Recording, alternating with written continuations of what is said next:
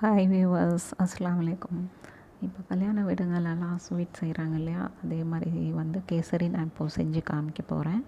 பாருங்கள், அதே மாதிரி சாஃப்ட்னஸ் கெட்டியாகாது. இந்த சீக்ரெட் மெத்தட் எனக்கு ஒரு சமையல்காரவங்க சொல்லி கொடுத்தது தான். நான் இப்போ உங்களுக்கு செஞ்சு காமிக்க போகிறேன். நீங்கள் ஈவினிங் வரைக்கும், காலையில் செய்கிறீங்கன்னா ஈவினிங் வரைக்கும் அந்த சாஃப்ட்னஸ் அப்படியே இருக்கும், மாறாது.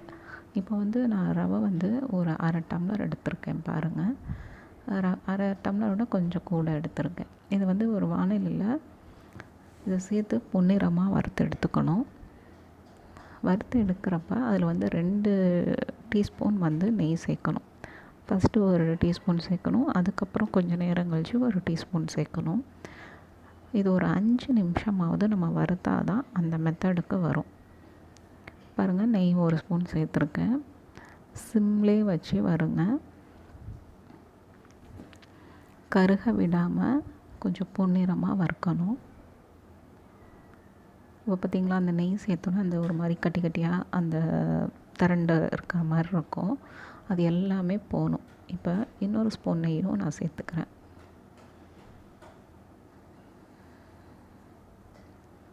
அந்த கட்டி எல்லாத்தையுமே நம்ம உடச்சி விட்டு,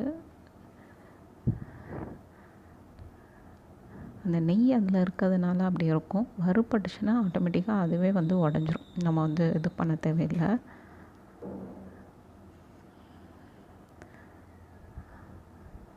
ஒரு 5 மினிட்ஸாவது ஆகும், 5 மினிட்ஸ்க்குள்ளே ஆகும். பாருங்கள், நேரம் மாறிடுச்சு. இன்னும் கொஞ்சம் வறுபடணும். வீடியோவை ஸ்கிப் பண்ணாமல் பாருங்கள். இதில் கொஞ்சம் சீக்ரெட்டான டிப்ஸ் எனக்கு அவங்க சமையல்காரவங்க சொன்னதெல்லாம் சொல்லியிருக்கேன். அதையும் கொஞ்சம் ஸ்கிப் பண்ணாமல் பார்த்தீங்கன்னா தான் உங்களுக்கு புரியும். இப்போ பாருங்கள், இந்த வறுபட்டிருக்கிறது போதுமானதாக இருக்குது. இப்போ இதை தட்டுக்கு மாற்றிடலாம். ஒரு பிளேட்டில் மாற்றிட்டு,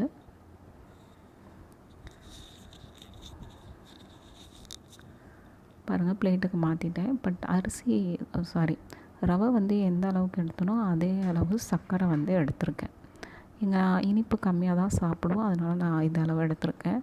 ஆனால் கொஞ்சம் தூக்கலாக போட்டிங்கன்னா இன்னும் நல்லாயிருக்கும். 3/4 டம்ளர் இல்லாட்டி 1 டம்ளர் சர்க்கரை சேர்த்துக்கோங்க, உங்கள் இனிப்புக்கு தேவைக்கு தகுந்த மாதிரி. இதோட சீக்ரெட் மெத்தடே இதுதான். அந்த ரவையோடு அந்த சூடாக இருக்கிறப்பே சர்க்கரையை அதில் கலந்து வைக்கணும். இதுதான் சீக்ரெட் மெத்தடு. அப்போ தான் உங்களுக்கு அடுப்பில் தண்ணி ஊற்றி போடுறப்ப உங்களுக்கு கட்டி விழுகாது. இப்போ பாருங்கள், 3 ஸ்பூன் எண்ணெய் இது அதே சட்டியில் சேர்த்துருக்கேன். எண்ணெய் கொஞ்சமும் 2 டேபிள் ஸ்பூன் நெய் சேர்த்துக்கோங்க.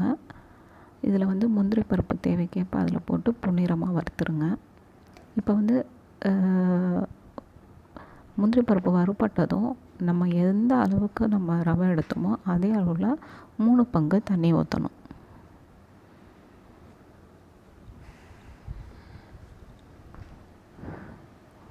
மூணு பங்கு அளந்து அதில் தண்ணி நான் வச்சுருந்ததை இதில் சேர்த்துருக்கேன். இதில் ஏலக்காய் தூள் ஒரு அரை ஸ்பூன் சேர்த்துக்கோங்க. நான் இந்த ஏலக்காய் தூள் எப்படி ப்ரிப்பேர் பண்ணுறதுன்னு சொல்லி என்னோடய அக்கரோடசல் ஸ்வீட் ரெசிப்பியில் நான் இதை சொல்லியிருப்பேன். பாருங்கள், கேசரி பவுட்ரு கொஞ்சம் சேர்த்துருக்கேன். உப்பு ஒரு 2 பிஞ்ச் அளவு இதில் சேர்த்துக்கோங்க. இது தண்ணி நல்லா கொதி வந்ததும் ரவையை இதில் சேர்த்துடணும். ரவையும் சர்க்கரையும் கலந்து வச்சுருக்கோம் இல்லையா, அதை இதில் சேர்க்கணும். உங்களுக்கு இந்த மெத்தடில் நீங்கள் போடுறப்ப கட்டியும் விலகாது, சீக்கிரத்துலேயும் உங்களுக்கு அந்த சாஃப்ட்னஸ் கிடைக்கும். பாருங்கள், கட்டி ஒன்றும் கூட கிடையாது.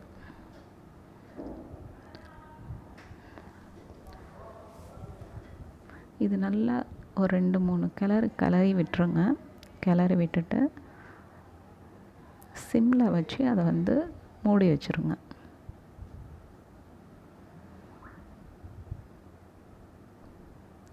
இந்த மெத்தடில் ரவை போட்டிங்கன்னா கட்டி விழுந்துரும்ன்ற பயம் எதுவுமே இருக்காது உங்களுக்கு. மூடி வச்சு கொஞ்சம் சிம்லேயே வச்சுருங்க. இப்போ பாருங்கள், இந்த பக்குவம் கரெக்டான பக்குவம். ஒரு 2-3 நிமிஷம் தான் ஆகும், 5 நிமிஷம் கூட ஆகுது.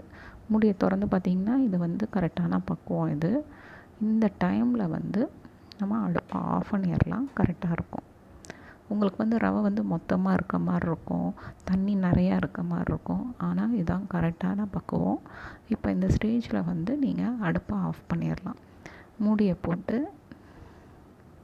ஒரு 5 நிமிஷம் அப்படியே மூடி வச்சிடணும். இந்த பக்குவத்தில் ஆஃப் பண்ணிடுங்க அடுப்பை. பக்குவம் நம்ம பார்க்குறது தான் ஃபஸ்ட்டு மெயினு. இதை வந்து மூடி வச்சுட்டு அடுப்பை ஆஃப் பண்ணிடலாம். இப்போ பாருங்கள், ஒரு 5 நிமிஷம் கழிச்சு திறந்து பாருங்கள், எப்படி இருக்குது பார்த்தீங்களா? அந்த சாஃப்ட்னஸோட அந்த தண்ணி எல்லாமே உங்களுக்கு வந்து கரெக்டாக வந்துடும். தண்ணி நீங்கள் ஆஃப் பண்ணுறப்ப ஜாஸ்தி இருந்த மாதிரி இருந்துச்சு. இப்போ பாருங்கள், கரெக்டாக இருக்கும் தண்ணி. இந்த பக்குவத்தில் பரிமாறுறதுக்கு ரெடியாக இருக்குது. உங்கள் வீட்லேயும் நீங்கள் இந்த கல்யாண விருந்துக்கான கேசரி செஞ்சு பாருங்கள். இதில் நீங்கள் முந்திரி பருப்பு ஜாஸ்தியாகவும் சேர்த்துக்கலாம், பாதாம், உங்களுக்கு தேவைக்கேற்ப நட்ஸையும் இதில் சேர்த்துக்கோங்க. மறந்துடாமல் நீங்களும் உங்கள் வீட்டில் ட்ரை பண்ணிட்டு எங்களுக்கு கமெண்ட் பண்ணுங்கள், சப்ஸ்கிரைப் பண்ணுங்கள், லைக் பண்ணுங்கள். தேங்க்யூ. அஸ்ஸலாமு அலைக்கும்.